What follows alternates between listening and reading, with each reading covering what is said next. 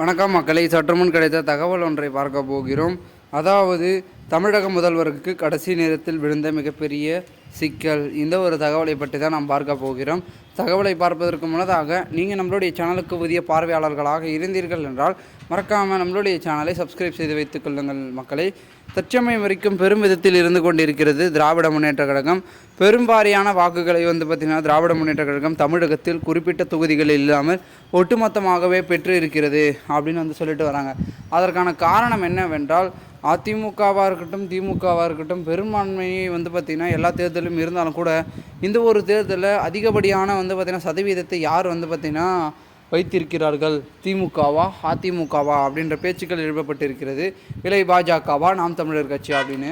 இந்த ஒரு சூழலில் பார்த்திங்கன்னா அதிகமாக பார்த்திங்கன்னா பெரும் வாரியாக புது புது வித்தியாசமான பார்த்திங்கன்னா ஒரு கொள்கைகளையும் ஒரு சில அறிவிப்புகளையும் வாக்குறுதிகளையும் பார்த்திங்கன்னா கொடுத்ததாகவும் மக்களை ஈர்க்கும் வகையில் பல விதமான தேர்தல் பணிகளை பார்த்திங்கன்னா நம்மளுடைய திராவிட முன்னேற்ற கழகம் பண்ணதற்கு காரணமாக அவங்களுக்கு மெஜாரிட்டி என்பது வரும் அப்படின்னு சொல்லப்படுகிறது. ஆனால் குறிப்பிட்ட தொகுதி கோவை அது போன்று பார்த்திங்கன்னா ரொம்ப தேனி இது போன்று பார்த்திங்கன்னா அதிமுகவின் ஒரு பெரும் பங்கு வகிக்கக்கூடிய தொகுதியில் திராவிட முன்னேற்ற கழகம் வருவதற்கு ரொம்ப ரொம்ப காம்படிஷன் ரொம்ப டஃப் காம்படிஷனாக இருக்கும் அப்படின்னு சொல்லப்படுகிறாங்க.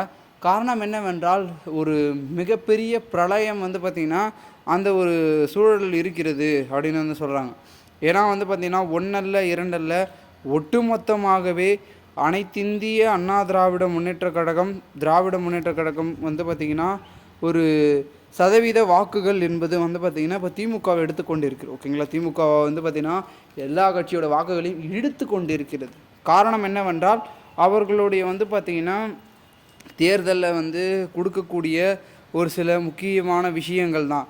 ஆனால் அதையும் தாண்டி ஒன்று இருக்குன்னா, நம்மளுடைய முதல்வர் அவர்களுக்கு பார்த்திங்கன்னா அவர்களுடைய ஆட்சி பார்த்திங்கன்னா எப்படி சொல்கிறது, இது சரியில்லை அது சரியில்லை அப்படி இப்படின்னு பார்த்திங்கன்னா நிறைய பேர் பார்த்திங்கன்னா குற்றம் சாட்டுகிறார் அல்லவா.